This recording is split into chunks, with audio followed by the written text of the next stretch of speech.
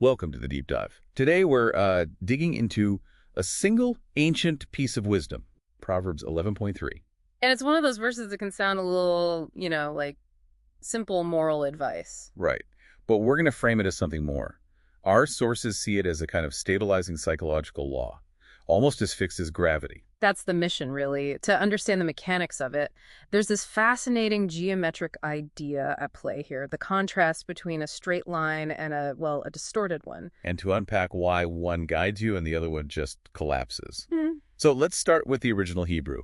Integrity is the word tuma. It is, and it's so much deeper than just surface-level honesty. Tuma means structural soundness, wholeness. Wholeness, okay, like an integrated personality in modern terms. That's a perfect way to put it. It's when your words, your actions, your beliefs, they all line up perfectly. And that wholeness, it isn't passive. The text says it actively guides you. It's a navigator. So your character literally becomes your compass. It simplifies things. It does. Now, the opposite of that structural soundness is a word called selef. Which means? It's the ultimate geometric opposite. It means twisting, crookedness, a distortion of what's real. That makes me think of, I don't know, trying to untangle a drawer full of old cables. It's just mentally exhausting to even maintain that kind of knot. Exactly. And the consequence of that twisting is a word called shadad. And it's a really violent term. Not just failure, then. No, it means to devastate, to ruin. And the destruction, according to the source material, isn't some outside force. It's the inevitable result of the twisting itself. It's a boomerang effect. Okay, but how do we rationalize that? I mean, psychologically. Is there a modern theory that proves the sheer cost of maintaining a lie? Absolutely. Think about cognitive load theory.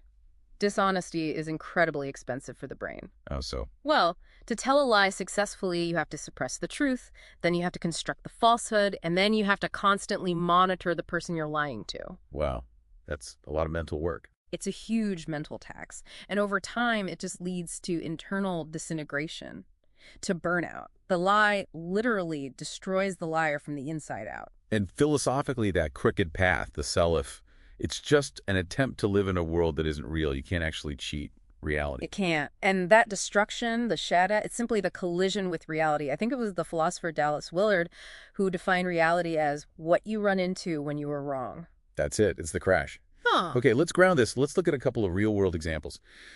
For destruction, the textbook case has to be Enron. Oh, Enron is modern self in action. The executives were literally twisting the books. They created these incredibly complex financial structures just to hide massive debt. So the duplicity was the very mechanism for their total ruin. It was the mechanism for their shada, their spectacular corporate collapse. Now let's contrast that spectacular ruin with the Tylenol crisis in 1982. The CEO, James Burke, he chose the straight path. He did. When cyanide-laced Tylenol started killing people, the easy financial move would have been a limited, targeted recall. Right, save the money. But he followed the company credo, which prioritized customer trust.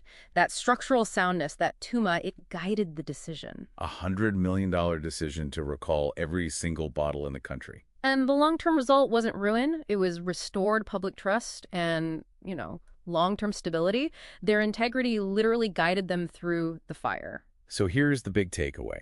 Integrity isn't just a moral ideal. It's the only viable survival strategy. It's the ultimate competitive advantage, especially in a world that's just so full of noise and deceit. The source material is just so clear about this. When you choose integrity, you're aligning yourself with the way things actually are. Reality is always watching. So we'll leave you with this final thought to chew on. The destruction is baked into the twisting itself. So consider for a moment where in your own life, professionally, personally, might a little bit of crookedness be quietly creating structural instability right now.